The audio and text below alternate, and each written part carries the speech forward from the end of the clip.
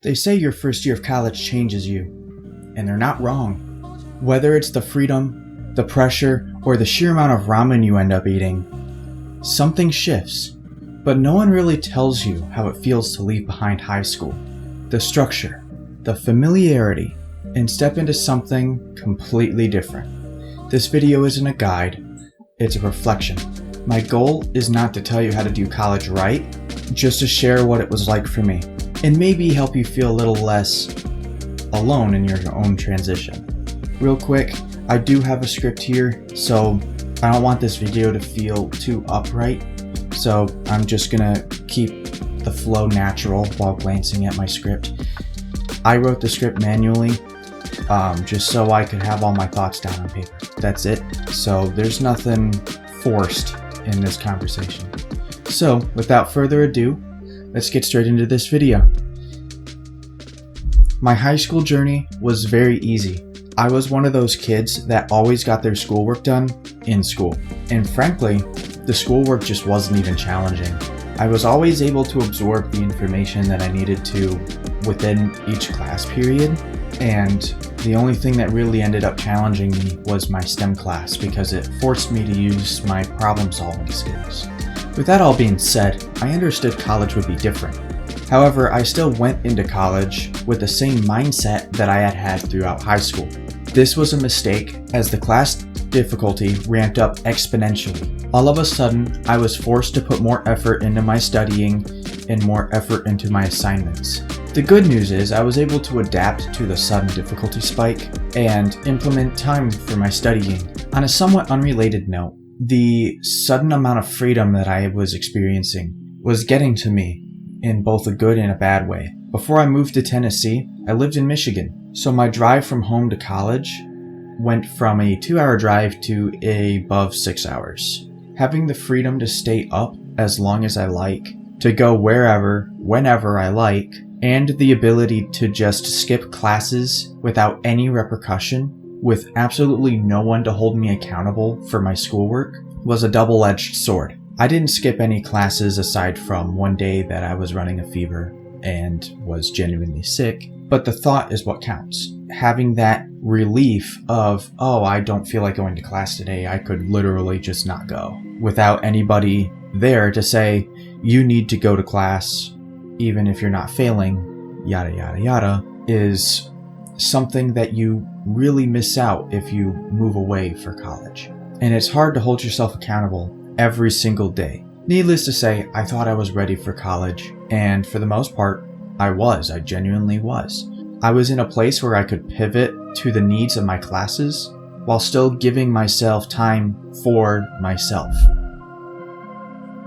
The structure between high school and college was probably the most abnormal thing that I experienced throughout my college career so far. In high school, you always have certain classes at certain times every single day. You don't have to worry about potentially missing a class because the classes in my high school, we had 5 minutes to get to our class. In college, sometimes you had an hour or 2 hours in between classes. You also didn't have to worry about classes not being in session that day in high school because they would just find a substitute teacher to teach that class. In college, that's not necessarily the case. Now, most professors refrain from canceling class, but the fact is that they do cancel class. Now, one of the biggest changes was I didn't have the same classes every single day. I had multiple sections of classes. I had a Monday, Wednesday, Friday scheduled classes, and I had a Tuesday, Thursday scheduled classes. So essentially what I learned was scheduling out your class times is important, setting reminders to go to class is important, and to look at your school email often. Back to what I said about freedom being a double-edged sword. Without having parents or even your professor or teacher holding you accountable, it was very difficult to get out of bed every single morning, even with alarms, multiple alarms, even enticing myself with breakfast every single morning. At least it could have been. It was a little difficult on some days more than others, but for the most part, I did not have an issue with this. However, I did have a multitude of issues with getting my schoolwork done, especially toward breaks and the end of the school year. The first semester, I was kind of in that honeymoon phase for most of the semester. I was getting all my schoolwork done probably a few days ahead of time. It really started to slow down going into the second semester. And to make matters worse, because there isn't really a way for someone to hold you accountable, getting a text message or someone coming into the room and saying, "Yo, Bryce, let's go do this or do that," any kind of interruption in my workflow usually meant that I would procrastinate on it more or just not get it done until the extreme last minute, which I guess are the same exact thing. But there were times where I genuinely just didn't feel like doing an assignment to the point where I didn't care if I didn't turn it in, but I still pushed through and turned it in. As I stated before, I didn't procrastinate much at first, but as the year closed out, I procrastinated more and more. Implementing a daily schedule helped me with this, as my roommate unofficially moved out of our room to go dorm with his girlfriend. I basically had absolutely nobody there to hold me accountable. Before, in the first semester, I actually had someone to say, "Hey, you should probably really get this work done," opposed to, doing whatever I was doing. But now I didn't have that. So now it was even more difficult to be accountable. And then something shifted in my mind. I knew I had to do something about it. Unfortunately, sometimes taking action is harder than people let on to be, especially when it's not something that you want to do. What I took away from the second semester especially was just to rely on automated systems to help keep me accountable. And what I mean by that, because for some reason no one does a good enough job at clarifying systems. What I mean by automated systems, I mean just a calendar on my phone that tells me, "Hey, you need to be working on homework for an hour from X time to Y time, and you need to focus only on homework," and automate my phone to go on Do Not Disturb mode so I don't get any notifications. After high school, I moved to Tennessee, which didn't help with the transition between friend groups. This basically forced my leave with most of my friend groups. The only one I really kept up on was my online friend group. That doesn't mean I don't talk to my old friends from Michigan. I do, just not nearly as often as I did when I was living in Michigan. And unfortunately, this did not change much going back to college, as my college was closer to my old friends. It didn't change. Making friends in college wasn't difficult at all, not for me, but finding high quality friends that wanted the best for you was extremely difficult. If you've been sticking around with me for any amount of time, honestly, you'll understand that I'm pretty big on improvement. All of my videos are about how to be better at something. And the unfortunate reality is most people that go to college just aren't on the same boat as, say, I am. Not to say that you can be big on improvement and find people that would be lifelong friends for you, because that is possible. It is also possible to find those friends that are as big on improvement as, say, I am, which is why it's so difficult for me. It's just much, much harder to find. That being said, it made me feel out of place in a sense. I knew I belonged at the school. I just didn't have anyone to hang out with most of the time. And the people I did hang out with, I usually couldn't talk about the YouTube stuff that I was doing or the personal development stuff that I was doing, simply because they just didn't care. It'd all go in one ear and out the other. It wouldn't be much of a conversation. This situation forced me to learn 3 lessons. The first being to always appreciate the friends that you have, even if you move away from them. The second is that you don't truly understand how alone you are until you have literally nobody to talk to. And what I mean by this was in my second semester, when my roommate moved out to room with his girlfriend. That was automatically 8+ hours of my day that I was alone, added on to what I was already doing when I was alone, like my roommate being out to do whatever he was doing, his classes, etc. And because I had maybe one person that I would hang out with on a regular basis, which would usually just mean the gym and dinner and sometimes lunch. I was basically isolated for the entirety of my day, aside from being surrounded by people in my classes and when I left the room. My point is, this kind of ties back into the last lesson as well. You gotta appreciate the people that are around you. Even if you feel alone, chances are you're not alone. And finally, the third lesson I learned, unfortunately, was how to be comfortable with being alone. I thought I had already had this covered, but just like I had hinted at in the second lesson, I wasn't completely alone until the second semester of my college. What this means is get comfortable with being around yourself. Get comfortable with the thoughts that go through your head.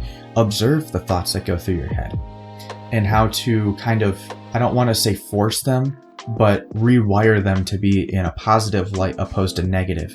Because if you always have negative thoughts, your life will almost always be negative. So knowing how to reframe certain outlooks, especially negative outlooks, into a positive light is very crucial if you unfortunately end up being in a similar situation to what I was in being completely isolated.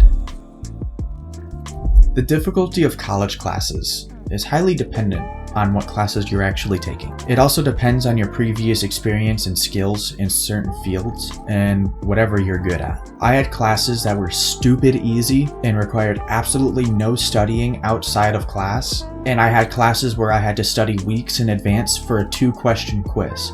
I struggled with the fact that most of the curriculum isn't streamlined. And what I mean by that is, back in high school, the curriculum was always taught the same, no matter even if you varied from school to school, the curriculum was taught the same, even if the teachers weren't the same. Not in college. In college, it is very different based on the professor that you have. You almost have to do research into the professor that is teaching the class that you have to take to know if they're going to be a good fit for you or not. Simply because they don't teach the same, even if they teach the exact same class. Remember when I said that I was forced to study for classes? One of the hardest things to figure out wasn't the material I was trying to study. It was the best way to retain the information. There are tons of studying methods, and I highly recommend that you go on YouTube and learn a few of them, especially if you are struggling in any kind of class or you plan to go to college. With all the challenges that come from college, what did I take away from all of this? I learned that I have the ability to adapt to most workloads. To back this up, I learned about Parkinson's law, which I mentioned in 2 of my previous videos. Highly recommend you should go watch them. But this law basically states where your work will stretch to the time frame that you allot for it to be completed. And utilizing this law has allowed me to get most of my schoolwork done without impeding my personal time. I did have a few wake-up call moments where I realized that I needed to change something or I was going to get off track with my goals. One of those moments was when I met a good friend in one of my entrepreneurial classes, and I stated this before, but he inspired me to get back into the game of business and make money, become financially free, location and time free, and retire my parents. But it wasn't until then that I realized that I had gotten too comfortable with where I was, and I wasn't even moving toward my goals. With that being said, college didn't necessarily change my goals, but rather how I approached them. Originally, I was going to build and scale an online business and then build a personal brand afterward. But now, I'm building a personal brand, which this video inevitably helps build that, to then utilize to build online businesses and to scale them using the personal brand that I am building right now. If I could go back and give myself one piece of advice, it would be to not procrastinate on my dreams, to not set them on the back burner. If I didn't procrastinate on my dreams, I would be 3 months ahead at least. Now, I don't think there's a perfect way to start college. There's just your way, and it'll come with mistakes, awkward moments, and small wins that mean way more than anyone else realizes. Looking back, it wasn't just about classes or grades. It was about becoming more of myself. So if you're about to start your first year, or even if you're deep in it, just know you're not falling behind. You're learning just like the rest of us. Now, a little bit of a shameless plug before I end the video. If you want to learn with more people, join the Discord community that is linked in the description of this video. And with that all being said, I post every week, and I will see you here again next week.